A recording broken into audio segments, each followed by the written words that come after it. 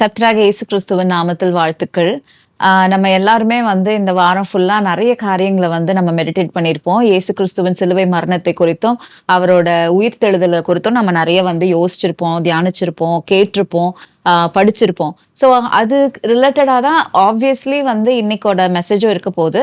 So mainly என்ன நம்ம இன்னைக்கு பார்க்க போறோம் அப்டின்னா, அவரோட ரிசரக்ஷனுக்கு அவர் உயிர்த்தெழுறதுக்கு முன்னாடியும், அவர் க்ரூசிஃபை ஆகுறதுக்கு முன்னாடியும், அவர் என்ன பேசினாரு?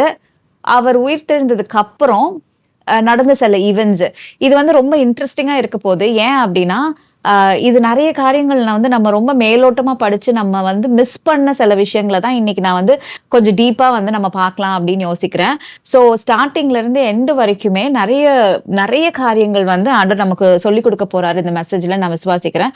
ஸோ ஃபர்ஸ்ட் திங் என்ன அப்டின்னா, இயேசு கிறிஸ்து வந்து கடைசியா அவரோட டிசைபிள்ஸ் கிட்ட அந்த லாஸ்ட் வீக் ஃபுல்லாவுமே if you had watched chosen உங்களுக்கு தெரிஞ்சிருக்கும். அவர் வந்து இந்த வீக் ஃபுல்லாவுமே he is telling them a lot of things. அவர் வந்து அவரோட இமோஷன்ஸையும் அங்க எக்ஸ்பிரஸ் பண்றாரு. அவரு 100% மேனுங்கிறதையும் அங்க வந்து வெளிப்படுத்துறாரு. ஆனா அவர் தேவகுமாரங்கிறதுலேருந்து 1% கூட அவர் வந்து விலகல. ஸோ இதெல்லாம் வந்து ஒரு மிக்ஸ்சர் ஆஃப் திங்ஸா நம்ம வந்து சோசன் ஃபர்ஸ்ட் 2 எபிசோட்ஸ் யாராச்சும் வந்து பார்த்திருந்தீங்கன்னா you would definitely know. So இன்னைக்கு நம்ம மெடிடேட் பண்ண போறதும் கிட்டத்தட்ட அதுக்கு சம்பந்தமா அது ரிலேட்டடான சில விஷயங்கள் தான். அதுக்கப்புறம் ரிசரக்ஷனுக்கு அப்புறம் நடந்த சில காரியங்களையும் நம்ம பார்க்கலாம்.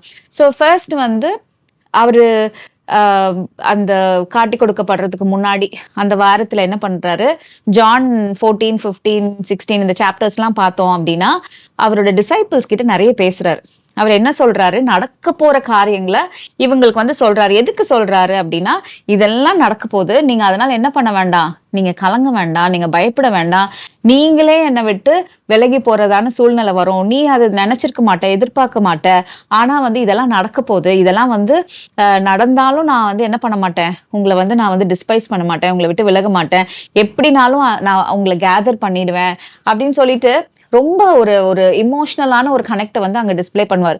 ஸோ இங்க ஜான் 14th சாப்டர்ல ரொம்ப அழகா ஒரு காரியம் அவர் சொல்லுவாரு, இன்னும் கொஞ்ச காலம் நீங்க என்ன பண்ண மாட்டீங்க, என்ன பார்க்க மாட்டீங்க, அதுக்கப்புறம் என்ன ஆகும், திருப்பி நீங்க என்ன பார்ப்பீங்க. John 14th chapter first verse வாசிக்கலாம். 14வது அதிகாரம் முதல் வசனம். உங்கள் இருதயங்கள் கலங்காதிருப்பதாக, தேவனிடத்தில் விசுவாசமாய் இருங்கள், என்னிடத்திலும் விசுவாசமாய் இருங்கள். அப்புறம் என்ன சொல்றாரு, ஃபர்ஸ்ட் என்ன சொல்றாரு, தேவனிடத்தில் விசுவாசமாயிருங்கள், என்னிடத்திலும் விசுவாசமாயிருங்கள், உங்கள் இருதயம் என்ன பண்ண வேண்டாமா, கலங்காதிருப்பதாக. ஏன்னா என்ன ஆக போகுது, சில காரியங்கள் ரொம்ப வந்து நினைக்காத அளவுக்கு, நீங்க வந்து நான் என்னதான் உங்களுக்கு சொல்லியிருந்தாலும் நீங்க எதிர்பார்க்காத அளவுக்கு சில காரியங்கள் வந்து நடக்க போகுது. அந்த காரியங்கள் என்ன பண்ண போகுதுன்னா உங்களை வந்து அஃபெக்ட் பண்ண போகுது. ஆனா நான் முன்னாடியே என்ன சொல்றேன், நீங்க வந்து கலங்க வேண்டாம். ஏன் அப்படின்னா இது வந்து ஒரு டெம்பரரி ஃபேஸ் தான். இந்த டெம்பரரி ஃபேஸ்ல நீங்க என்ன பண்ண மாட்டீங்க, ஃபர்ஸ்ட் என்ன கொஞ்ச நாள் பார்க்க மாட்டீங்க, அதுக்கப்புறம் நீங்க என்ன பண்ணுவீங்க, கொஞ்ச நாள் கழிச்சு நீங்க என்ன பார்ப்பீங்க. எல்லாரும் இந்த உலகம் வந்து என்ன பண்ணும், சந்தோஷப்படும் நீங்க என்ன பார்க்காத இருக்க நேரத்துல. ஆனா நீங்களும் என்ன பண்ணுவீங்க, நீங்களும் அழுது புலம்புவீங்க. ஆனா கொஞ்ச நாள் கழிச்சு என்ன ஆகும், your joy will be returned to you. நீங்க திரும்பி சந்தோஷப்படுவீங்க அப்படின்னு ஆண்டவர் சொல்றாரு, இயேசு கிறிஸ்து சொல்றாரு. இப்ப என்ன மீன் பண்றாரு, கொஞ்ச நாள் நீங்க என்ன பார்க்க மாட்டீங்க, கொஞ்ச நாள் நீங்க அதுக்கப்புறம் என்ன பார்ப்பீங்க அப்படின்னா, நம்ம யூஸ்வலா அதை என்ன நினைச்சுக்கிறோம் அப்படின்னா, இயேசு கிறிஸ்து வந்து 2வது வருகையை பத்தி பேசுறாரு அப்படின்ட்டு. ஆக்சுவலி இங்க அதை பத்தி அவர் பேசல. அவர் எதை பத்தி பேசுறாரு அப்படின்னா, அவரோட சிலுவை மரணத்தை குறித்து பேசுறாரு. அவர் என்ன பண்ண போறாரு, சிலுவையில மரிக்க போறாரு, அதுக்கப்புறம் கல்லறையில அவர் அடக்கம் பண்ண போறாங்க. அந்த சில நாள், அந்த 2 நாள் இவங்க என்ன பண்ண மாட்டாங்க, இந்த டிசைபிள்ஸ் அவரை பார்க்க மாட்டாங்க. அப்போ அவங்க இருதயம் கலங்கியிருக்கும். ஏன்னா இவ்வளோ நாள் அவங்களோட நம்பிக்கை நட்சத்திரமா, இவ்வளோ நாள் அவங்களோட ஹோப்பா யார் தான் இருந்தா, இயேசு கிறிஸ்து தான் இருந்தாரு. இவங்க வந்து இவங்க ஃபியூச்சரே யாரும் நினைச்சிருக்காங்க, இவர் தான் நினைச்சிட்டு இருக்காங்க. ஆனா இப்ப என்ன ஆயிடுச்சு, இவங்களோட லீடரை, இவங்களோட ஃபியூச்சரை, இவங்களோட ஹோப்பை சாகடிச்சிட்டாங்க. ஹோப் வந்து அங்க மறிச்சு போன மாதிரி ஒரு சிச்சுவேஷன்.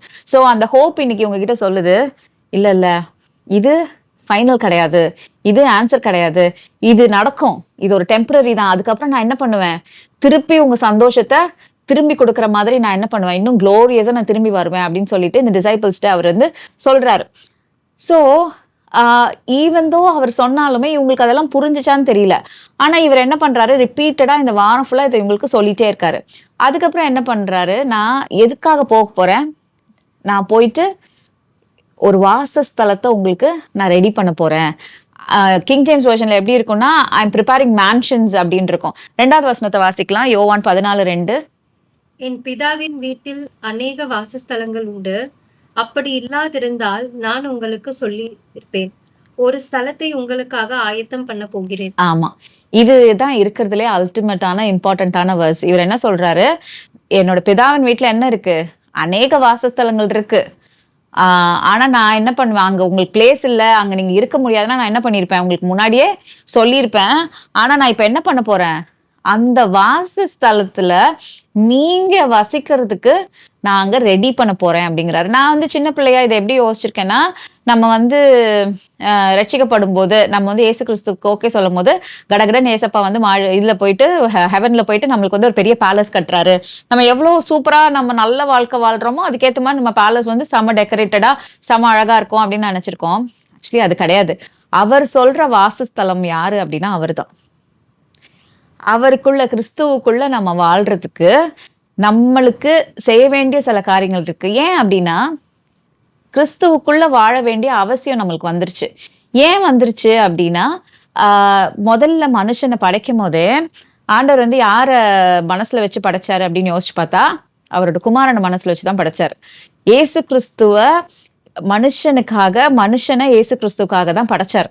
ஸோ மேன் வந்து மனுஷன் பாவம் செஞ்ச போது அவனோட ஃப்ளெஷ் மாம்சம் வந்து விழுந்து போன போது ஏசு கிறிஸ்து இந்த உலகத்துக்கு வந்து இதை சரி செஞ்சு ஏசு கிறிஸ்து நம்ம வி இன்ட்வெல் இன் கிரைஸ்ட் அப்படிங்கிற ஒரு சிச்சுவேஷனுக்கு கொண்டு வந்தாரு அப்படின்னு தான் நம்ம நினைச்சிட்டு இருக்கோம்.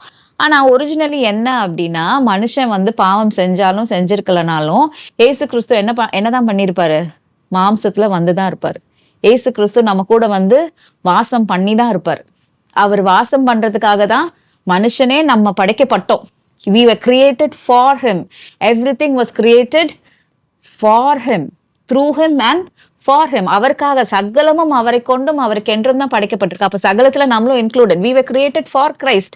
அப்போ அந்த கிறிஸ்துவுக்குள்ள நம்ம வாசம் பண்றதுக்கு ஒரு கட்டத்துல நம்ம என்ன ஆயிட்டோம், நம்ம தகுதி இல்லாம ஆயிட்டோம். அதனால என்ன ஆயிடுச்சு, கிறிஸ்து நம்ம கூட வந்து வாசம் பண்ணி அவரோட ஜீவனை நமக்காக கொடுத்து நம்ம அவருக்குள்ள வாசம் பண்றதுக்கு நம்மள என்ன பண்றாரு, ரெடி பண்றாரு. அதுதான் இந்த குட் ஃப்ரைடே, ஈஸ்டர் எல்லாமே. ஓகேவா?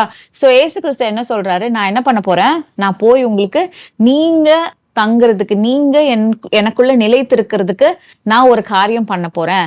அந்த காரியம் பண்ணதுக்கு அப்புறம் நான் பிசிக்கலா உங்க கூட இருக்கணும்னு அவசியம் கிடையாது. ஆனா நீங்க என்ன பண்ணலாம், எப்பவுமே அந்த வாசஸ்தலத்துல கிறிஸ்துவுக்குள்ள நீங்க வாசம் பண்ணலாம் அப்படின்னு சொல்லிட்டு அவரு சொல்றாரு. அதுக்கப்புறம் பார்த்தோம் அப்படின்னா அவர் வந்து பீட்டரை வார்ன் பண்றாரு, ஜூடிஸை வார்ன் பண்றாரு, மற்ற டிசைபிள்ஸ் எல்லாம் சொல்றாரு, நீங்க எல்லாம் என்ன பண்ணுவீங்க, சிதறடிக்கப்படுவீங்க, நீங்க எல்லாம் வந்து ஜாக்கிரதையா இருங்க அப்படின்லாம் சொல்றாரு. சொல்லிட்டு அதுக்கப்புறம் என்ன பண்றாரு அப்படின்னா அவங்களுக்கு வந்து இந்த அப்பம் பெற்று கொடுக்குறாரு. அங்க வந்து அவர் என்ன பண்ணல, யாரையுமே அங்க வந்து அவர் ஒதுக்கல, அவர் வந்து டிஸ்பைஸ் பண்ணல. He is going through this process of குரூசிஃபிக்ஷனுக்கு அவர் வந்து சிலுவையில் அறையப்படும் போது நம்ம பார்த்தோம், ஃபர்ஸ்ட் 5 வார்த்தைகள் பார்த்தோம், அவர் என்னென்ன பேசினாரு அப்படிங்கிறது எல்லாத்தையும் நம்ம பார்த்தோம். ஸோ அவர் பேசின 5வது வார்த்தை வரைக்கும் நம்ம பார்த்தோம். அவர் தாகமா இருக்கேன்னு சொல்றாரு. He was famished for words. அவருக்கு வந்து என்கரேஜ் பண்ற வார்த்தைகள் இல்லை. அவர் வந்து ஹி வாஸ் ஃபீலிங் ட்ரை அப்படிங்கிற வரைக்கும் பார்த்தோம். அதுக்கப்புறம் 2 வார்த்தையில இயேசு கிறிஸ்து என்ன சொல்றாரு அப்படின்னா இட் இஸ் ஃபினிஷ்ட் அப்படிங்கிறாரு. என்னுடைய ஆவியை உங்களுடைய கரத்துல ஒப்பு கொடுக்குறேன்னு பிதா கிட்ட சொல்றாரு. இந்த 2 வார்த்தையும் குட் ஃப்ரைடேயோட எவ்வளோ அசோசியேட் ஆயிருக்கோ இல்லையோ, ஈஸ்டரோட ரொம்ப அசோசியேட் ஆயிருக்குன்னு நான் நம்புறேன். ரிசரக்ஷனோட ரொம்ப அசோசியேட் ஆயிருக்குன்னு நான் நம்புறேன். ஏன்னா ஒரு பழைய அத்தியாயத்தோட முடிவும் ஒரு புதிய அத்தியாயத்தோட தொடக்கமும் தான் இந்த Good Friday and Easter mark பண்ணுது. ஒரு old system, Yesu Kristu it is finished அப்படின்னு சொல்றது அந்த ஓல்டு சிஸ்டம். நம்ம பாவத்துக்கு அடிமைகளா இருந்த ஒரு சிஸ்டம். எகிப்துல இருந்து இஸ்ரவேல் ஜனங்க அடிமையா இருந்த ஒரு காலம் மாறி அவங்க வெளியே வந்த சுதந்திரவாளிகளா மாறின ஒரு காலகட்டம் மாதிரி இட் இஸ் ஃபினிஷ்ட் அப்படின்னு சொல்றாரு. அடிமைத்தனத்தின் வாழ்க்கை முடிஞ்சிருச்சு. அந்த அடிமைத்தனத்தின் வாழ்க்கை எதுக்காக இருக்கலாம், நம்ம லாக்கா இருக்கலாம், நம்மளோட மனசாட்சிக்கா இருக்கலாம், பாவத்துக்கா இருக்கலாம், எப்படிப்பட்ட நம்ம சுயத்துக்கா இருக்கலாம், எப்படிப்பட்ட காரியமா இருந்தாலும் அந்த பழைய வாழ்க்கைக்கு ஒரு ஃபுல் ஸ்டாப் ஜீசஸ் அங்க வைக்கிறார். இட் இஸ் ஃபினிஷ்ட் அப்படின்னு சொல்லும் போது நான் உங்களுக்காக செய்ய வேண்டிய சகலத்தையும் செஞ்சுட்டேன், அதனால நீங்க புதிய ஒரு வாழ்க்கையை ஆரம்பிக்கலாம். a new life can be begun from there. it is finished ன்னு சொல்ற அந்த இடத்துல நம்ம இயேசு கிறிஸ்துக்கு ஓகே சொல்லும் போது we are also crucified in Christ. our old life is finished there and our new life begins there. Our it is finished அப்படின்னு சொல்லும் போது we are crucified in Christ. இனி வாழ்வது நான் இல்லை அப்படிங்கிற அந்த ஸ்டேட், இனி வாழ்வது நான் இல்லை அப்படிங்கிறது தான் இட் இஸ் ஃபினிஷ்ட், ஓவர். என்னோட நான்ல நான் வாழ்ந்ததெல்லாம் ஓவர், என்னோட செல்ஃப்ல நான் வாழ்ந்ததெல்லாம் ஓவர், என்னோட பாவத்துக்கும் சாபத்துக்கும் அடிமையா நான் வாழ்ந்ததெல்லாம் ஓவர். அப்போ இனி கிறிஸ்துவே எனக்குள் ஜீவிக்கிறார் அப்படிங்கிறது அவருடைய ஆவி நமக்குள்ள ஊற்றப்பட்ட அந்த மொமெண்ட். அவரு ஆவிய பிதாவினோட கையில ஒப்பு கொடுக்கும் போது அந்த ஆவி என்ன பண்ணுது, இயேசு கிறிஸ்துக்கு ஓகே அப்படின்னு சொல்ற நமக்குள்ள பிதாவாகிய தேவன் he is giving that spirit, he is pouring that spirit into us. அப்போ கிறிஸ்துவனுடைய ஆவி எப்படி இருக்கோ அதே மாதிரிதான் இன்னைக்கு உங்களோட ஆவியான மனுஷனும் என்னோட ஆவியான மனுஷனும் இருக்கான். we are like Christ in the spirit. our spirit is as pure, as holy as Christ, because it is the spirit of Christ that lives in us. அப்ப இன்னைக்கு நானே என்ன பாவி, நானே என்ன முட்டாளு, நானே என்ன வீக் அப்படின்னு சொல்லிக்கிட்டேன்னா நான் யாரை அவமதிக்கிறேன்? ஏசு கிறிஸ்துவை. ஏன்னா எனக்குள்ள ஜீவிக்கிறது யாரு? கிறிஸ்துவே எனக்குள் ஜீவிக்கிறார் அண்ட் நான் கிறிஸ்துவுக்குள்ள ஜீவிக்கிறேன். ஏன்னா அவர் தான் என்னுடைய வாசஸ்தலம். ஸோ அன்னைக்கு கிராஸ்ல என்ன நடக்குது? he is finishing my old life and he is giving birth to my new life. இது ரிசரக்ஷனுக்கு ரொம்ப ஆப்டான ஒரு காரியம். ஸோ இதை இவர் செய்ய வேண்டிய எல்லாம் செஞ்சுட்டாரு கிராஸ்ல. இவர் செய்ய வேண்டியதெல்லாம் சூப்பரா செஞ்சு முடிச்சிட்டார் கிராஸ்ல. என்னோட பழைய மனுஷன், my old man is dead now in Christ and my new life has begun in Christ. இது நடந்துச்சு. இது நடந்து முடிஞ்சதுக்கு அப்புறம் ஏசு கிறிஸ்து தன்னோட ஜீவனை ஒப்பு கொடுத்துட்டாரு, ஆவியை ஒப்பு கொடுத்துட்டாரு. அதுக்கப்புறம் அவர் என்ன பண்றாரு? ஒரு நாள் ஃபுல்லா என்ன பண்ணாருன்ட்டு நான் நிறைய யோசிச்சிருக்கேன். ஃப்ரைடே செத்துட்டாரு, சண்டே உயிர் தெழுந்தாரு, சாட்டர்டே இவர் என்னதான் பண்ணாரு அப்படின்னு சொல்லிட்டு உங்களுக்குள்ளேயும் அந்த கேள்வி இருந்திருக்கலாம். ஆனால் எனக்குள்ள இந்த கேள்வி ரொம்ப சின்ன வயசுல ரொம்ப யோசிச்சிருக்கேன். என்ன பண்ணியிருப்பாரு. இன்ஃபேக்ட் நான் கிண்டலா கூட இப்படிலாம் பேசியிருக்கோம், சாட்டர்டே நம்ம என்ன வேணா பண்ணிக்கலாம், ஏன்னா அவர் தான் பார்க்க மாட்டாரே, அவர் தான் சண்டே தானே உயிரோட வருவாரு, so Saturday we have the freedom to do anything அப்படிலாம் கிண்டலா பேசியிருக்கோம். ஆனா Saturday marks a very important day. அந்த சாட்டர்டே இவருக்கு முன்னாடி ஓல்ட் கவர்னன்ட்ல இருந்த அத்தனை செயின்ஸும் இவர் வருவாருன்னு நம்பிட்டு இருந்தாங்கல்ல. இவர் நமக்கு ஒரு மெசையாவா நமக்கு நம்மளோட வாழ்க்கைக்கு, நம்ம இந்த பூமிக்கு, இந்த உலகத்துக்கு ஒரு ரட்சிப்பை கொண்டு வருவாருன்னு நம்பிட்டு இருந்தாங்கல்ல. அந்த செயின்ஸை போய் அவர் பாக்குறாரு. அவர் போய் அவங்கள மீட் பண்றாரு, பாதாளத்துக்கு போறாரு. போயிட்டு என்ன பண்றாரு? அவங்கள சிறையில வச்சிருக்கிற, பிரிசன்ல வச்சிருக்கிற அந்த சாத்தான அங்க என்ன பண்றாரு? முறியடிக்கிறாரு. அவங்க கிட்ட இருந்து பாதாளத்துடைய சாவிய அவர் வாங்குறாரு, மேற்கொள்றாரு. அன்னைக்குதான் முக்கியமான விஷயமே நடக்குது. நம்ம நினைச்சிட்டு இருக்கோம் இன்னும் ஜட்ஜ்மெண்ட் நடக்கும், இனிமே வரும் நினைச்சிட்டு இருக்கோம். ஆனா அன்னைக்கு சம்திங் ஹேப்பன் தட் டே. நம்ம த மோஸ்ட் சைலண்ட் டே நம்ம நினைச்சிட்டு இருக்கோம். அந்த டேல தான் இவென்ட்ஃபுல் டே, பெரிய மேட்டரே அன்னைக்கு தான் நடக்குது. என்ன சொல்றாரு? யோவான் 12:31 வாசிக்கலாம். இப்பொழுதே இந்த உலகத்துக்கு நியாயம் தீர்ப்பு உண்டாகிறது, இப்பொழுதே இந்த உலகத்தின் அதிபதி புறம்பாக தள்ளப்படுவான். ஆமா, ரொம்ப கிளியரா நம்ம வெயிட் பண்ணிட்டு இருக்கோம். ஒரு நாள் சாத்தான ஆண்டவர் என்ன பண்ணுவாரு, கட்டுவாருன்னு நினைச்சிட்டு 2000 வருஷமா வெயிட் பண்ணிட்டு இருக்கோம். ஆனா அவர் என்ன பண்ணிட்டாரு? அன்னைக்கே முடிச்சிட்டாரு இந்த விஷயத்த. சாத்தான அன்னைக்கே என்ன பண்ணிட்டாரு? அன்னைக்கே மேற்கொண்டாரு. உலகத்தின் அதிபதி அன்னைக்கே என்ன பண்ணிட்டான்? புறம்பே தள்ளப்பட்டுட்டான். உலகத்தின் நியாய தீர்ப்பு என்ன ஆயிடுச்சு? அன்னைக்கே முடிஞ்சிருச்சு. அன்னைக்கே ஆண்டவர் என்ன பண்ணிட்டாரு? he finished. Our it is finishedன்னாருன்னா நிஜமாவே it is finished தான். கண்டினியூவேஷன் டாட் 3 டாட் நம்ம வைக்க தேவையில்ல, நம்ம வச்சுட்டு சுத்திக்கிட்டு இருக்கோம். ஆனா அவர் வச்சது ஒரே டாட் தான், finished, it is finished அப்படின்ட்டு. ஸோ என்ன ஆயிடுச்சு? இவர் கீழே போய் பாதாளத்துக்கு போயிட்டு அங்க இருக்கிற பாதாளத்துல இருக்கிற செயின்ஸ் எல்லாம் பார்த்துட்டு, நம்ம எப்படி பின்னாடி திரும்பி பார்த்து ஏசு கிறிஸ்து நமக்காக செஞ்சு முடிச்சதை திரும்பி பார்த்து அதை பிலீவ் பண்ணி நம்ம ரைச்சியஸ் பீப்புள், நம்ம அந்த பிலீஃப் சிஸ்டம்னால இயேசு கிறிஸ்துவ விசுவாசிக்கிறதுனால நம்ம எப்படி நீதிமான்கள் ஆக்கப்பட்டிருக்கோமோ, அதே போல அவர் வருவாருன்ட்டு முன்னாடி நோக்கி பார்த்து நீதிமான்கள் ஆக்கப்பட்ட செயின்ஸ் இருந்தாங்க. அந்த செயின்ஸை இவர் என்ன பண்றாரு? போய் விடுவிக்கிறாரு. அவங்க ஒரு காத்திருப்புல இருந்தாங்க. தேவர் ரெஸ்டிங் பிளேஸ். ஸோ அங்க இருந்து அவங்களை என்ன பண்றாரு? அவங்கள விடுவிச்சு அவங்களை கூட்டிட்டு வர்றாரு. ஸோ இப்போ வந்து சாட்டர்டே இந்த வேலையை பண்ணிட்டார். சண்டே மார்னிங் உயிர் தெழுந்துட்டார். அதானே நமக்கு ஈஸ்டர்னா சண்டே மார்னிங் அவர் உயிர் தெழுந்துட்டார். உயிர் தெழுந்ததுக்கு அப்புறம் வந்து அவரை ஃபர்ஸ்ட் யார் தேடி போறா? மரியாள் தான் தேடி போறாங்க. எப்ப இவர் வந்து நான் உயிர் தெழுவேன் 3வது நாளுன்ட்டு யார்கிட்ட சொல்லியிருக்காரு? அவரோட டிசைபிள்ஸ்ட்ட சொல்லியிருக்காரு. அவரு கூட இருந்த எல்லார்கிட்டையும் சொல்லியிருக்காரு. ஆனா இந்த 12 பேருக்கும் புரியவே இல்லை. இவர் வந்து திருப்பி திருப்பி திருப்பி திருப்பி சொல்றாரு, நான் வந்து என்ன பண்ணுவேன், நான் வந்து மறிச்சிருவேன், ஆனா 3வது நாள் நான் திரும்பி வருவேன், நான் உயிரோடு வருவேன், நான் உயிர் தெழுவேன்னு சொல்லிட்டே இருக்காரு. ஆனா இவங்க யார் மண்டைக்கும் எட்டவே இல்லை. இன்ஃபேக்ட் வந்து இந்த பீட்டர் வந்து he considered himself as a leader. ஆண்டவருமே அதை வந்து அக்ரி பண்றாரு. நீ உன் சகோதரரை தேற்றுன்னு சொல்றாரு, நீ திரும்பி வருவ, நீ வந்து வந்ததுக்கு அப்புறம் உன் சகோதரரை நீ தான் வந்து இது பண்ணணும் அப்படின்னு சொல்றாரு. அப்படிப்பட்ட பீட்டரே மீன் பிடிக்க போலாமா? What next? இப்ப இவர் போயிட்டாரு, இவரோட 3 ஆண்டு சுத்தணும். இப்ப அடுத்து நம்ம வாழ்வாதாரம் என்ன, நம்ம எப்படி வந்து அடுத்து வாழ்க்கையை ஓட்டு போறோம் அப்படின்னு சொல்லிட்டு யோசிக்க ஆரம்பிச்சிட்டான். ஆனா அங்க இருந்த ஒரு லேடி மரியாள், ஷீ வெண்ட், ஏசு கிறிஸ்து வைக்கப்பட்டிருந்த அந்த கல்லறைக்கு அவ தேடி போறா. நிறைய நேரத்துல வந்து விமன் சில விஷயத்த கரெக்டா கிராஸ் பண்ணிப்பாங்க. இது மென் அஃபெண்ட் ஆக வேண்டாம், பட் அட்லீஸ்ட் மரியாள் மேரி ஹேட் தட் திங். போய் அங்க பார்க்கணும். இன்ஃபேக்ட் அவங்களுமே அவர் உயிரோடு இருப்பார்னு எதிர்பார்த்தெல்லாம் போன மாதிரி தெரியல. அட்லீஸ்ட் போனாங்க. ஸோ அங்க போனதுக்கு அப்புறம் என்ன பாக்குறாங்க? கல்லறை எம்டியா இருக்கு. அங்க ஒருத்தர் இருக்காரு. 20வது சாப்டர் நீங்க வாசிச்சு பாத்தீங்கன்னா அங்க ஒருத்தர் இருக்காரு, ஒரு தோட்டக்காரர் மாதிரி ஒருத்தர் இருக்காரு, ரொம்ப டர்ட்டியா இருக்காரு. அவர்கிட்ட போய் கேக்குறாங்க, பாத்தீங்களா ஏசு கிறிஸ்துவோட உடலை பாத்தீங்களா, அவர் எங்க அப்படின்னு கேக்குறாங்க. கேட்ட உடனே அவர் வந்து பேசுறாரு. அதுக்கு முன்னாடி அவர் பேசுறதுக்கு முன்னாடி மரியாள் என்ன பண்ணல, அவரை ரெக்கக்னைஸ் பண்ணல. ஆனா இந்த மரியாள் யாரு அப்படின்னு பார்த்தோம் அப்படின்னா, ஏசு கிறிஸ்துவோட கூடவே ரொம்ப க்ளோஸா அசோசியேட் ஆகி அவரோட ஊழியத்துல வந்து ரொம்ப நெருங்கின ஒரு டிசைபிள் மாதிரி தான், ஒரு விமன் டிசைபிள் மாதிரி தான் அவங்க கூட இருந்தாங்க. ஆனா அவங்களால ஃபார் சம் ரீசன் இவரை ஐடென்டிஃபை பண்ண முடியல. என்ன நினைச்சுக்கிறாங்க? இன்ஃபேக்ட் இவரை தோட்டக்காரர் நினைச்சுக்கிறாங்க. ஒரு தோட்டக்காரரா ஏசு கிறிஸ்துவ நினைக்கணும்னா அப்ப அவரோட அப்பியரன்ஸ் எப்படி இருந்திருக்கும், அவரோட லுக்ஸ் எப்படி இருந்திருக்குன்னா, ப்ராபப்ளி அவர் வந்து he was not looking so clean. தோட்டக்காரங்களாம் எப்படி இருப்பாங்க? அவங்க மேல டர்ட் இருக்கும், அவங்க மேல இது இருக்கும்.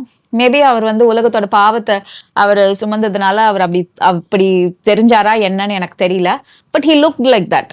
அப்படிதான் தெரிஞ்சாரு. தெரிஞ்ச உடனே இவங்கள பேரை சொல்லி அவர் கூப்பிடும்போது her eyes are opened and she understood that it was Jesus Christ. உடனே அவங்க ரபனி அப்படின்னு கூப்பிடுறாங்க. ரபனி அப்படின்னா டீச்சர் அப்படின்னு அர்த்தம். ரபனின் அப்படின்னு அவரை கூப்பிடுறாங்க. கூப்பிட்ட உடனே அவர் என்ன பண்றாரு? என்னை தொடாத, டோன்ட் கிளிங் அன்டு மீ, என்னை தொடாத அப்படின்றாரு. ஏன் தொடாத அப்படின்றாருன்னா, நான் இன்னும் ஏன் பிதா கிட்ட போல, நான் பிதா கிட்ட போறேன். ஆனா நீ போய் என்ன பண்ணு, go tell my brethren, disciples கிட்ட, என்னோட சகோதரர்கிட்ட போய் சொல்லு, நான் வருவேன், நான் வந்து அவங்கள மீட் பண்ணுவேன் அப்படின்னு சொல்லு அப்படிங்கிறாரு. அப்போ what is Jesus telling here? உயிர் தெழுந்துட்டாரு, வந்துட்டாரு. ஆனா என்ன பண்ணல, இன்னும் பிதா கிட்ட போல. கீழே அவர் என்ன பண்ணாரு? மறிச்ச உடனே கீழே பாதாளத்துக்கு போனாரு. செயின்ஸ் எல்லாம் என்ன பண்ணிருக்காரு? ஃப்ரீ பண்ணிட்டாரு. பண்ணிட்டு இப்ப என்ன பண்றாரு? இப்போ மேல பிதா கிட்ட நான் போகணும், போற வரைக்கும் நீ என்ன பண்ணாத, என்னை தொடாத. ஏன் இவர் வந்து தொடாதன்றாரு? he is going to offer himself as a sacrifice. அவரோட ரத்தத்தை ஒரு பரிகாரமா அவர் அங்க கொண்டு போய் பிதா கிட்ட அவர் கொடுக்க போறாரு. ஸோ அந்த he did not want her to touch him. we don't know for what reason. ஆனா தொடாதீங்க அப்படின்னு சொல்றாரு. அதை நம்ம இன்னும் கொஞ்சம் பார்க்கும்போது, இன்னும் ஃபியூ சாப்டர்ஸ் கழிச்சு நம்ம பார்க்கும்போது அவர் என்ன பண்றாரு? ஈவினிங் வந்து டிசைபிள்ஸ்க்கு அப்பியர் ஆகுறாரு. அவங்க எல்லாமே ரூம்குள்ள உட்காந்துட்டு யோசிச்சுட்டு இருக்காங்க, என்ன பண்ணலாம் நெக்ஸ்ட்ன்ட்டு. அப்ப என்ன பண்றாரு? அந்த டிசைபிள்ஸ்க்கு இவரு தெரிகிறார். இவர் அவங்க கிட்ட அவங்கள போய் மீட் பண்றாரு. மீட் பண்ணும் போது என்ன பண்றான் தாமஸ்? இது ஆவி, இது ஏசு இல்ல அப்படின்னு நம்ப மாட்டேன்றான். அப்ப என்ன சொல்றாரு? தொட்டுப்பாரு, டச் மீ. காலையில டச் பண்ணாதன்னாரு, சாயந்தரம் டச் பண்ண அப்படிங்கிறாரு. இப்போ காலையில இருந்து சாயந்தரத்துக்குள்ள ஏதோ ஒரு விஷயம் நடந்திருக்கு. மார்னிங் டில் ஈவினிங் ஏதோ நடந்திருக்கு. ஸோ இவர் முன்னாடியே என்ன சொல்லிட்டாரு? இன்னும் கொஞ்ச நாள் என்னை பார்க்க மாட்டீங்க, அதுக்கப்புறம் கொஞ்ச நாள் என்னை பார்ப்பீங்க, உங்க இருதயம் கலங்காது இருப்பதாக அப்படின்னு சொல்லிட்டாரு. நான் போய் உங்களுக்கு ஒரு வாசஸ்தலத்தை ரெடி பண்ண போறேன்னு சொல்லிட்டாரு. அதுக்கு முன்னாடி இன்னொரு காரியமும் நடக்குது. ஏசு கிறிஸ்து வந்து ஃபாஸ்டிங் இருக்கிறார். ஊழியத்தை ஸ்டார்ட் பண்றதுக்கு முன்னாடி அவர் வந்து ஒரு 40 நாள் உபவாசம் இருக்கிறார். அந்த உபவாசம் இருக்கிற டைம்ல யார் வந்து ஏசு கிறிஸ்துவ சோதிக்கிறா? ஆஸ் யூஷுவல் நம்ம சாத்தான் தான் வந்து சோதிக்கிறாப்புல. ஸோ சாத்தான் வந்து சோதிக்கும் போது என்ன சொல்றான், இந்த லூக்கா 4வது அதிகாரம் 6வது வசனத்தை வாசிக்கும் போது அவனுக்கு தான் எல்லா அதிகாரமும் அவன் கையில இருக்கு அப்படின்னு சொல்றான். அந்த வசனத்தை வாசிக்கலாம். இவைகள் எல்லாவற்றின் மேலுள்ள அதிகாரத்தையும் இவைகளின் மகிமையையும் உமக்கு தருவேன். இவைகள் எனக்கு ஒப்பு கொடுக்கப்பட்டிருக்கிறது. எனக்கு இஷ்டமானவனுக்கு இவைகளை கொடுக்கிறேன். ஆமா, இப்போ இவன் என்ன சொல்றான், இந்த உலகத்தோட எல்லா அதிகாரமும் என் கையில இருக்கு, நான் என்ன பண்ணுவேன், அது எனக்கு ஒப்புவிக்கப்பட்டிருக்குன்னு வர தெளிவா சொல்றான். யார் ஒப்புவிச்சது? ஆதாம். ஓகே, அப்போ மனுஷன் முதலாவது ஆதாம் என்ன பண்ணிட்டான், அவனுக்கு கொடுக்கப்பட்ட இந்த உலகத்தின் மேல இருக்கிற சகல அதிகாரத்தையும் சகல வல்லமையும் என்ன பண்ணிட்டான், சாத்தான் கிட்ட விற்று போட்டுட்டான், கொடுத்துட்டான். ஸோ சாத்தான் இப்போ கான்ஃபிடென்ட்டா சொல்றான், என்ன சொல்றான், என்கிட்ட தான்ப்பா இருக்கு, நான் எனக்கு யாருக்கு கொடுக்கணும்னு தோணுதோ அவங்களுக்கு நான் கொடுப்பேன் அப்படின்னு சொல்லிட்டு ரொம்ப கிளியரா ரொம்ப தெளிவா வந்து சொல்றான். இப்போ அவன்கிட்ட ஜீசஸ் வந்து இந்த இடத்துல எங்கேயுமே ஆர்கியூ பண்ணல. நீ யார்கிட்ட பேசுற தெரியுமா, நான் தேவனோட குமாரன், என்கிட்டயே நீ வந்து இதெல்லாம் பேசுவியா, எனக்கு வந்து அதிகாரம், அதெல்லாம் அவரு அங்க ஆர்கியூவே பண்ணல. ஏன்னா அங்க அவர் 2ஆம் ஆதாமா தான் வந்திருக்காரு, அவர் ஃபிளஷ்ல தான் இருக்காரு. அந்த நிமிஷம் வரைக்கும் அவர்கிட்ட அத்தாரிட்டியும் பவரும் கொடுக்கப்படல. ஏசு கிறிஸ்து சிலுவை மரணத்துக்கு முன்னாடி he was just like you and me. even though அவர் வந்து பாவத்துல கர்ப்பம் தரிக்கலனாலும் பரிசுத்த ஆவியானவர்னால கர்ப்பம் தரிச்சாலும் அவர் வந்து அத்தாரிட்டியும் வல்லமையும் அந்த இடத்துல என்ன பண்ணல, அவர் எக்ஸசைஸ் பண்ணல, அவர் எடுத்துக்கவே இல்லை. ஏன்னா சாத்தான் சொல்றது உண்மைதான்ட்டு அவருக்கு என்ன தெரியும், நல்லாவே தெரியும். ஏன்னா ஆதாம் வந்து அவனோட பவரையும் அத்தாரிட்டியும் கொடுத்தது உண்மைதான், டொமினியனை கொடுத்தது உண்மைதான். அப்போ இந்த டொமினியனையும் அத்தாரிட்டியும் திருப்பி வாங்கிக்கிறதுக்கு தான் ஏசு கிறிஸ்து இந்த உலகத்துக்கு வர வேண்டிய கட்டாயமே ஆச்சு. அதை வாங்கி இவன் தொலைச்சிட்டான், ஆனா இவனால திருப்பி என்ன பண்ண முடியல, வாங்கிக்க முடியல. அந்த வாங்கிக்கிறதுக்கான நாலேஜும் அவனுக்கு இல்ல, விஸ்டமும் அவனுக்கு இல்ல, அதுக்கான பெலனும் அவனுக்கு இல்ல. he was not able to get it back. so மனுஷனா வர ஒருத்தரால தான் இதை பண்ண முடியும். ஆனா அந்த ஒருத்தர் பாவம் அறியாதவரா இருக்கணும், அதுக்கு வேற வழியே இல்லை. அப்படிங்கிறதுனால தான் ஏசு கிறிஸ்துவே இந்த உலகத்துக்கு, ஏன்னா ஏசு கிறிஸ்து எப்பவுமே வந்து அவர் பிரேக்கே பண்ண மாட்டார். எந்த லாவா இருந்தாலும் எந்த ரூலா இருந்தாலும் he never wanted to break anything. Even நம்மளோட லாவா இருக்கட்டும், நம்மளோட கமாண்ட்மெண்ட்ஸா இருக்கட்டும், ஏசு கிறிஸ்து வந்து ரொம்ப கிளியரா சொல்றாரு, ஒரு ஜோட்டாகிலும் ஒரு இது ஆகிலும் வந்து என்ன பண்ணாது, அழியவே அழியாது until it is fulfilled. நான் அழிக்க வந்தேன்னு நினைச்சீங்கன்னா அது பெரிய தப்பு. நான் அழிக்க வரல, நான் அதை நிறைவேற்றவே வந்தேன். நிறைவேற்ற வரைக்கும் அது அழியாது. ஆனால் நான் என்ன பண்ண போறேன், அதை நிறைவேற்ற போறேன். சிலுவையில தான் அவர் நிறைவேற்றினார். 100% he fulfilled the law on the cross. எதுக்கு, அது வரைக்கும் அது ஒழிந்து போகாதுன்றதுனால. So he gave us freedom from everything. So இந்த இடத்துல சாத்தான் வந்து ரொம்ப கிளியரா என்கிட்ட இருக்குன்னு சொல்லும் போது ஏசு கிறிஸ்து அங்க ஆர்கியூவே பண்ணல. ஆனா ரிசரக்ஷனுக்கு அப்புறம் ஒரு இடத்துல இயேசு கிறிஸ்து என்ன சொல்றாரு அப்படின்னா, மேத்யூ 28:18, மத்தேயு 28:18. அப்பொழுது இயேசு சமீபத்தில் வந்து அவர்களை நோக்கி, வானத்திலும் பூமியிலும் சகல அதிகாரமும் எனக்கு கொடுக்கப்பட்டிருக்கிறது. இப்ப என்ன பண்றாரு, இது எப்ப நடக்குது, ஆஃப்டர் ரிசரக்ஷன். இது எப்ப நடக்குதுன்னா அவர் சிலுவை மரணத்துக்கு அப்புறம் உயிர்த்தெழுந்ததுக்கு அப்புறம் என்ன சொல்றாரு, வானத்தின் கீழே பூமி மேலும் சகல அதிகாரமும் எனக்கு கொடுக்கப்பட்டிருக்கு அப்படின்றாரு. அப்ப என்ன நடந்துச்சு, நடுவுல ஏசு கிறிஸ்து செஞ்ச ஒரு காரியம் சாத்தான் கிட்ட இருந்து அதிகாரத்தை பறிச்சு ஏசு கிறிஸ்து கிட்ட கொடுத்துருச்சு. Okay, something that Jesus did got back the authority and power from the devil and gave it to Jesus Christ. அப்போ ஏசு கிறிஸ்து அந்த அதிகாரத்தையும் வல்லமையும் முன்னாடி என்ன பண்ணல, கிளைம் பண்ணவே இல்லை. ஏன்னா அவருக்கு தெரியும். ஆனா அதுக்கப்புறம் நான் என்னைக்குனாலும் ஒரு நாள் after my deeds, after my purpose is fulfilled, இது என் கையில் திரும்பி வந்துடும் அவருக்கு தெரியும். ஸோ ஏசு கிறிஸ்து இப்போ என்ன பண்றாரு, பிதாவாகிய தேவன்கிட்ட போறாரு. ஸோ மார்னிங் டில் ஈவினிங் என்ன நடந்துச்சுன்னு சொல்லிட்டு we don't know.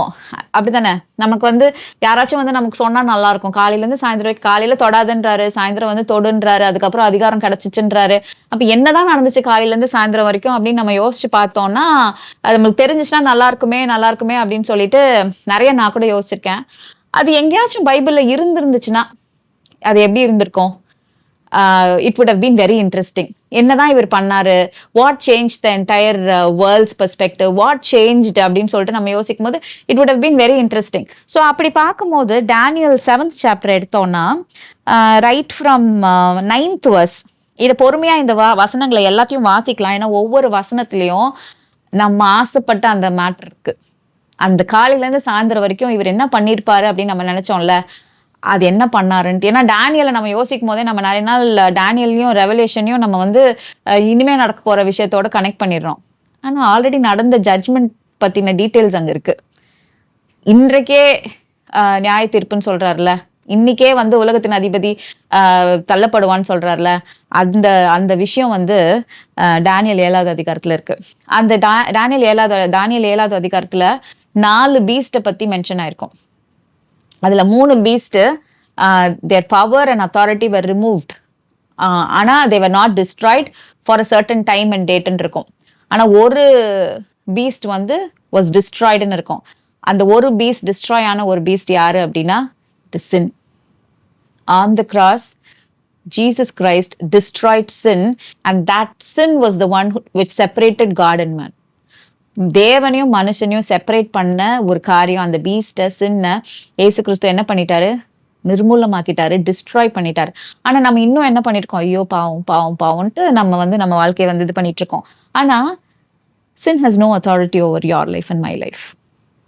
It has no authority. நம்ம வந்து முன்னாடி இருந்த மக்களுக்கு இல்லாத ஒரு ஃப்ரீடம் என்ன நமக்குன்னா, we have the choice.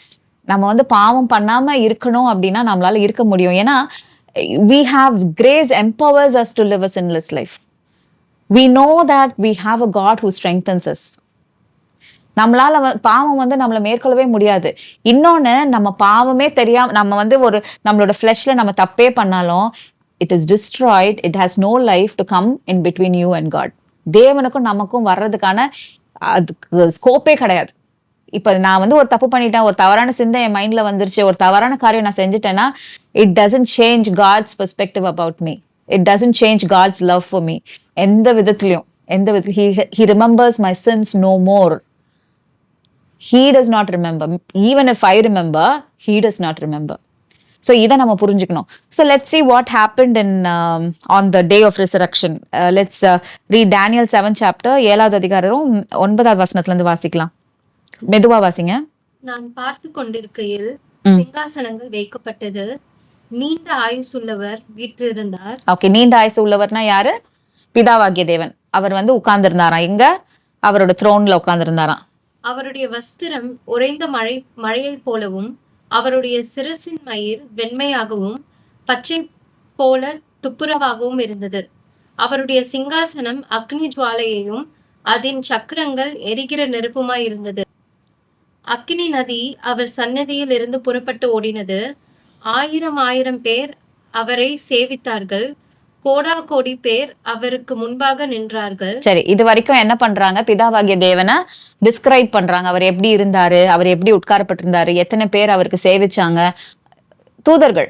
So இதெல்லாம் வந்து தானியேல் பாக்குறாரு. அதுக்கப்புறம் இப்பதான் முக்கியமான விஷயம், நியாய சங்கம் உட்கார்ந்தது, புஸ்தகங்கள் திறக்கப்பட்டது. ஆமா. சோ என்ன ஆகுது? பிதாவாகிய தேவன் அங்க இருக்காரு, அவரை சேவிக்கிற மத்த தூதர்கள் அங்க இருக்கிறாங்க. அப்புறம் நியாய சங்கம், கோர்ட் was seated. கோர்ட் எதுக்கு சீட் ஆகும்? கோர்ட் எதுக்கு சீட் ஆகும்? கோர்ட் எதுக்கு சீட் ஆகும்னா, அங்க ஒரு ஜட்ஜ்மெண்ட் நடக்க போகுது, அங்க வந்து ஒரு ஒரு ஒரு விசாரணை நடக்க போகுது அப்படின்னா தான் கோர்ட் சீட் ஆகும். ஸோ இப்போ இங்க வந்து என்ன நடக்க போகுது? ஒரு விசாரணை, ஒரு ஜட்ஜ்மெண்ட் நடக்க போகுது. வாசிங்க.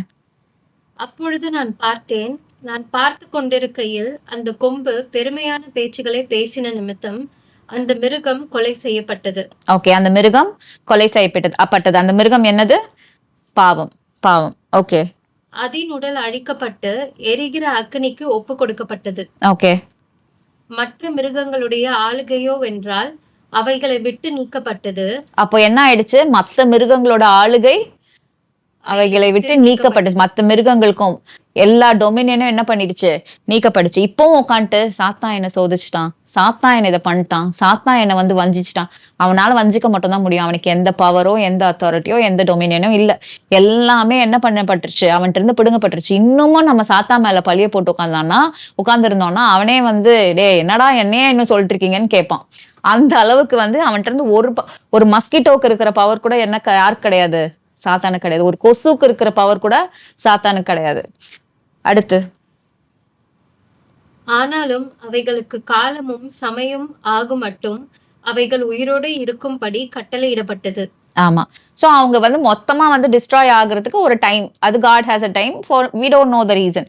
சோ ஆனா என்ன கிடையாது, எந்த அதிகாரமோ, எந்த அத்தாரிட்டியோ, எந்த பவரும் கிடையாது.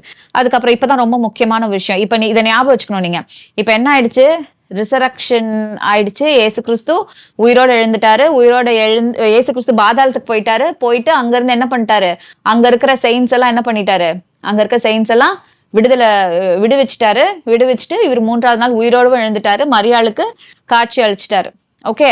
இப்போ வந்து இப்போ இதை வாசிக்கும் போது நம்ம கனெக்ட் பண்ணலாம். அப்ப ஈஸியா இருக்கும். ரா தரிசனங்களிலே நான் பார்த்து கொண்டிருக்கையில் இதோ மனுஷகுமாரனுடைய சாயலான ஒருவர் வானத்து மேகங்களுடனே வந்தார். போதும். மனுஷகுமாரனுடைய சாயலுடைய ஒருவர், அது யாரு? ஏசப்பா தான், ஏசு கிறிஸ்து தான், வேற யாருமே கிடையாது. மனுஷகுமாரோட சாயலோட ஒருத்தர் என்ன பண்றாராம்? Clouds of ஹெவனோட வராராம். எப்படி தமிழ் எப்படி இருக்குமா? மேகங்களுடைய வானத்து மேகம். யாரு வானத்தின் மேகங்களோட ஒப்பிடப்பட்டிருக்கா? பரிசுத்தவான்கள். எபிரேயர் 9வது அதிகாரத்தை நம்ம பார்த்தோம்னா கிளவுட் ஆஃப் செயின்ட்ஸ் இருக்கும். சோ இவர் என்ன பண்றாரு?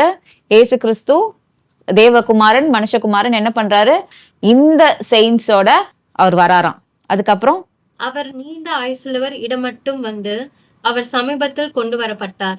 சோ நீண்ட ஆயுசுள்ளவர்னா பிதாவாகிய தேவன் கிட்ட இவர் வந்து நிக்கிறாரு, அவரை பிரசன்ட் பண்றாரு. இதுதான் இவர் என்ன சொல்லிட்டு போறாரு? மரியாள் கிட்ட சொல்லிட்டு போறாரு, நான் வந்து என்ன பண்ண போறேன்? எங்க அப்பா கிட்ட நான் போறேன், போயிட்டு நான் என்னோட சகோதரரை பார்க்க வருவேன் அப்படின்றாரு. சோ இப்ப என்ன பண்றாரு? மரியாளை மீட் பண்ணிட்டு ஸ்ட்ரெயிட்டா அங்க போறாரு. நீண்ட ஆயுசு உள்ளவர் பிதாவாகிய தேவன்கிட்ட போறாரு. அங்க என்ன பண்ணப்பட்டிருக்கு? அங்க நியாய தீர்ப்புக்கு ஒரு கோர்ட் செட் பண்ணப்பட்டிருக்கு. சோ இவர் போனவர் தனியா போகாம யாரை கூட்டு போறாரு? ஒரு செயின்ட்ஸ் கும்பலை கூட்டு போறாரு. சோ இதுல ரொம்ப இன்ட்ரெஸ்டிங்கான ஒரு ஃபேக்ட் ஒண்ணு நம்ம பார்க்கலாம். இந்த செயின்ட்ஸை கூட்டு போறாரு. இவர் எங்க இருந்து வராரு? பாதாளத்துல இருந்து வராரு. நடுவுல பூமியில என்ன பண்றாரு? ஹால்ட் பண்றாரு. ஒரு ஃபியூ மினிட்ஸ்க்கோ ஹவர்ஸ்க்கோ ஹால்ட் பண்றாரு. ஹவர்ஸா இருக்காது, மினிட்ஸா தான் இருக்கும். ஹால்ட் பண்ணிட்டு, இருப்பா, மேரி என்னை தேடி போயிருக்கா, அவள்கிட்ட நான் சொல்லிட்டு வரேன்னு சொல்லிட்டு இந்த செயின்ட்ஸ் என்ன பண்றாரு? கொஞ்ச நேரம் நீங்க ஜெருசலேம்ல வெயிட் பண்ணுங்க, நான் போயிட்டு மேரி கிட்ட என்னோட டிசைபிள்ஸ் என்ன பார்க்க சாயந்தரம் வரேன்னு சொல்லிட்டு மட்டும் வந்துடுறேன் அப்படின்னு போறாரு. மீன்வாயில் இந்த செயின்ட்ஸ் என்ன பண்றாங்க? அங்க எப்படி ஜீசஸ் சும்மா இருக்கிறது, எங்களுக்கு போர் அடிக்காதா அப்படின்னோன்னு, பா இது உங்க ஊர் தானே, எருசலேம் தானே, போய் ஜஸ்ட் சுத்தி பார்த்துட்டு வாங்க அப்படின்னோடனே இவங்களுக்கு ஒரே ஹாப்பி ஆயிருது. என்ன பண்றாரு? எருசலேம் சுத்தி பார்க்கலாம் அப்படின்னு இது கேட்கறதுக்கு கற்பனை மாதிரி இருக்கும்ல, கற்பனை கிடையாது, இது நிஜம். இந்த செயின்ஸ்லாம் என்ன பண்றாங்க? கல்லறை விட்டு வெளில வந்துட்டு ஊரை சுத்தி பார்க்கறாங்க. இது எங்க இருக்கு அப்படின்னா மத்தேயு 27வது அதிகாரம் 52, 53வது வசனத்தை வாசிச்சோம்னா இது உண்மைன்னு நமக்கு புரியும். கல்லறைகளும் திறந்தது, நித்திரை அடைந்திருந்த அநேக பரிசுத்தவான்களுடைய சரீரங்களும் எழுந்திருந்தது. அவர் உயிர்த்தெழுந்த பின்பு இவர்கள் கல்லறைகளை விட்டு புறப்பட்டு பரிசுத்த நகரத்தில் பிரவேசித்து அநேகருக்கு காணப்பட்டார். ஆமா, இவனுங்க சும்மாலாம் இல்ல. இவர் என்ன சொல்றாரு? எருசலேம் சும்மா சுத்தி பாருங்கன்னு சொல்றாரு. ஆனா இவனுங்க என்ன பண்றானுங்க? நிறைய பேருக்கு போயிட்டு காட்சி அளிச்சாங்களாம். இப்ப தாவீது இருந்திருப்பான், அவன் என்ன பண்ணிருப்பான்? டேய், நான் தான் பாடினனே, அன்னைக்கே பாடினனே, இயேசு கிறிஸ்து வருவார், மேசியா வருவாருன்னு பாடினனே, நிஜமாயிடுச்சு பத்தியா அப்படின்ட்டு. யோசேப் இருந்திருப்பான், ஆபிரகாம் இருந்திருப்பான். இவங்க எல்லாம் என்ன பண்றாங்க? அநேகருக்கு காட்சி அளிச்சிருக்காங்க. சோ நம்ம நினைக்கிற இந்த பாக்குற எந்த விஷயமும் கற்பனை கிடையாது, இது எல்லாமே நடந்த மேட்ரு. இவர் என்ன பண்றாரு? பாதாளத்துல இருந்து இவங்களை கூட்டிட்டு வந்து எருசலேம்லயும் பரிசுத்த நகரத்துல என்ன பண்றாரு? ஜஸ்ட் இருங்க, வெயிட் பண்ணுங்க, சுத்தி பார்த்துட்டு இருங்க அப்படின்னோடனே இவனுங்க போயிட்டு எல்லாருக்கும் காட்சி அடிச்சுட்டு வராங்க. வந்ததுக்கு அப்புறம் இவரும் மேரியை மீட் பண்ணதுக்கு அப்புறம் என்ன பண்றாங்க? they are going to meet God the Father. அப்புறம் மேல படிமா தானியேல். சகல ஜனங்களும் ஜாதியாரும் பாஷைக்காரரும் அவரையே சேவிக்கும்படி அவருக்கு கர்த்தத்துவமும் மகிமையும் ராஜரீகமும் கொடுக்கப்பட்டது. ஆமா, இது யாருக்கு கொடுக்கப்பட்டது? இயேசு கிறிஸ்துக்கு. சகல ஜாதியாரும், சகல தேசங்களும், எல்லாம் என்டையர் வேர்ல்டு என்ன பண்ணுமா? இவரை சேவிக்கும்படி. அடுத்து அவருடைய கர்த்தத்துவம் நீங்காத நித்திய கர்த்தத்துவம். ஆமா, கர்த்தத்துவம்னா என்ன? Government, Dominion. அவரோட கவர்மெண்ட் எப்படிப்பட்ட கவர்மெண்டா? நீங்காத கர்த்தத்துவம். அவரோட டொமினியன் எப்படிப்பட்ட டொமினியனா? நீங்க ஒன்ஸ் வந்து ஆதாம் கிட்ட இருந்து சாத்தான் ஏமாத்தி வாங்கிட்டான். ஆனா இனிமே ஏமாத்தவே முடியாத அளவுக்கு இவர் என்ன பண்ணிட்டாரு? இவர் வாங்கிட்டாரு. ஒன்ஸ் தானே நீ ஏமாத்தின, இனிமே உனக்கு எப்பவுமே ஏமாத்துறதுக்கான ஆப்பர்ச்சுனிட்டியே கிடையாதுன்ற நித்திய கர்த்தத்துவத்தை இவர் என்ன பண்ணிட்டாரு? எடுத்துட்டாரு. அதுக்கப்புறம் அவருடைய ராஜ்யம் அழியாததுமாய் இருக்கும். ஆமா, அவரோட ராஜ்யம் என்ன பண்ணாதான்? அழிவே அழியாதான். இயேசு கிறிஸ்து இந்த உலகத்துல இருக்கும்போது அவர் ப்ரீச் பண்ண காஸ்பலே ராஜ்யத்தின் காஸ்பல் தான். அவர் முக்கியமா அவர் குரூசிஃபிக்ஷன் பத்தி எல்லாம் பேசியிருக்காரு, அட்டோன்மெண்ட் பத்தி எல்லாம் பேசியிருக்காரு. ஆனா அவர் வந்ததே ராஜ்யத்தின் சுவிசேஷத்தை சொல்றதுக்கு தான். அப்போ இந்த ராஜ்யம் என்ன, எப்படிப்பட்ட ராஜ்யமா? அழியாததுமாய் இருக்கும். அழியாத ராஜ்யம். அந்த ராஜ்யத்துல அழிவே கிடையாது. அழிவுனா என்ன? எந்த ஒரு ஒரு ஒரு அழிவே இல்லாத ஒரு ஃப்ரூட்டை பார்த்தீங்கன்னா எப்படி இருக்கும்? எத்தனை வருஷம் ஆனாலும் காயவே காயாது, அழுகவே அழுகாது. அழியாத ஒரு லீஃபை பார்த்தீங்கன்னா எப்படி இருக்கும்? பச்சை கலர் மாறவே மாறாது, பச்சையாவே இருக்கும். அப்போ அழியாத ஒரு மனுஷனை பார்த்தா எப்படி இருப்பான்? அவனுக்கு சந்தோஷமாவே இருப்பான், எந்த வியாதியும் வராது, எந்த நோயும் வராது, எந்த குறைவும் இருக்காது, செழிப்பா இருப்பான் எப்பவுமே. அப்ப அந்த அழியாத ஒரு ராஜ்யத்துல நம்ம இருக்கிறோம் அப்படின்னா நம்மளோட வாழ்க்கை அப்படிதான் இருக்கணும். அடுத்து 18வது வசனம். ஆனாலும் உன்னதமானவருடைய பரிசுத்தவான்கள் ராஜரீகத்தை பெற்று என்றென்றைக்கும் உள்ள சதா காலங்களிலும் ராஜ்யத்தை சுதந்திரித்துக் கொள்வார்கள் என்றான். இப்போ இவருக்கு ராஜ்யம் வந்து கொடுக்கப்பட்டது மாத்திரம் இல்லாம இவர் என்ன பண்றாரு, அந்த ராஜ்யத்தை அவர் மட்டும் வச்சுட்டு நீங்க எல்லாம் எனக்கு கீழே அடிமையா வாழுங்கன்னு சொல்லல. அதுதான் ஆண்டவருக்கும் சாத்தானுக்கும் இருக்கிற டிஃபரன்ஸ். என்ன பண்றாரு, நான் ராஜானா நீ என் கூட ஆளுகை செய்ய போற, என் கூட ஆளுகை செய்யற, நீங்க வந்து கிங்ஸாவும் பிரீஸ்டாவும் தான் நீங்க என்ன பண்ண போறீங்க, இருக்க போறீங்கன்னு சொல்லிட்டு இந்த ராஜ்யத்தை யாருக்கு கொடுக்குறாராம்? அவருக்கு ஓகே சொல்லி அவரை வந்து சொந்த ரட்சகரா ஏற்றுக்கொண்ட விசுவாசிங்க எல்லாரும் தான் செயின்ஸ். எல்லாருக்கும் என்ன பண்ணப்பட்டிருக்கான்? ஃபார் எவர் அண்ட் எவர்னு இருக்கு. சதா காலங்களுக்கும் இந்த ராஜ்யம் அவங்களுக்கு கொடுக்கப்பட்டிருக்கான். ஸோ இதுதான் அன்னைக்கு நடந்த விஷயம். 27வது வசனத்தை வாசிமா. வானத்தின் கீழ் எங்கும் உள்ள ராஜ்யங்களின் ராஜரீகமும் ஆளுகையும் மகத்துவமும் உன்னதமானவருடைய பரிசுத்தவான்களாகிய ஜனங்களுக்கு கொடுக்கப்படும்.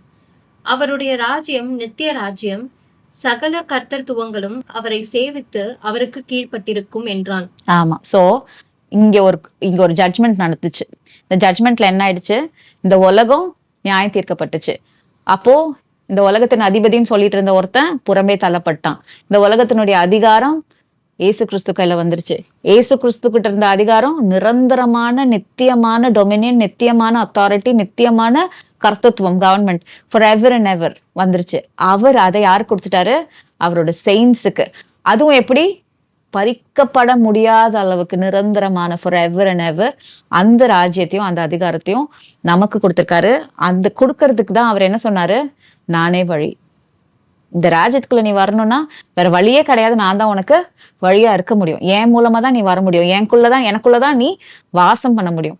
ஸோ இந்த ஈஸ்டர் அன்னைக்கு, ரிசரக்ஷன் டே அன்னைக்கு மார்னிங்ல இருந்து ஈவினிங் வரைக்கும் இதுதான் நடந்துச்சு.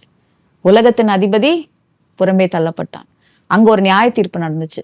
அந்த நியாய தீர்ப்புல நமக்கு நியாயம் வழங்கப்பட்டுச்சு. ஏசு கிறிஸ்து நமக்காக வெற்றி சிறந்து நியாயத்தையும் அதிகாரத்தையும் கர்த்தத்துவத்தையும் ராஜ்யத்தையும் நமக்கு வின் பண்ணி கொடுத்தாரு. It is a meaningful resurrection. இதை புரிஞ்சுக்கிட்டோம்னா நம்ம வந்து லைட்டாவே நினைச்சுக்க மாட்டோம் ரிசரக்ஷனை. ஸோ மார்னிங்ல இருந்து ஈவினிங் வரைக்கும் இது முடிச்சதுக்கு அப்புறம் ஏசு கிறிஸ்து சாயந்தரம் வந்து டிசைபிள்ஸ்க்கு அப்பியர் ஆகும்போது யூ கேன் டச் மீ அப்படின்றாரு. என்னை தொட்டுப்பாரு, டவுட்டா இருந்துச்சுன்னா என்னை தொட்டுப்பாரு அப்படிங்கிறாரு. அதுக்கப்புறம் அவங்களோட 40 நாள் இருக்காரு. 40 days is with them to prove that he is the son of God. Son of man இருந்தாரு, son of God he proved himself. He was a son. இப்போ அவர் மட்டும் உயிர் தெழுந்துட்டு 4 பேர் காட்சி அழிச்சிட்டு போயிருந்தாருன்னு வச்சுக்கோங்களேன், இதெல்லாம் பொய்ன்னு சொல்லியிருப்பாங்க. இதெல்லாம் வந்து சும்மா கட்டுக்கதைன்னு சொல்லியிருப்பாங்க. இப்பவும் சொல்ற ஆளுங்க இருப்பாங்க. ஸோ அதுக்கு ஒன்றும் பண்ண முடியாது. Every creation knows that there is a God. அதையும் மீறி காட் இல்லை அப்படின்னு சொல்றாங்கன்னா it is hard and hard, it is fried.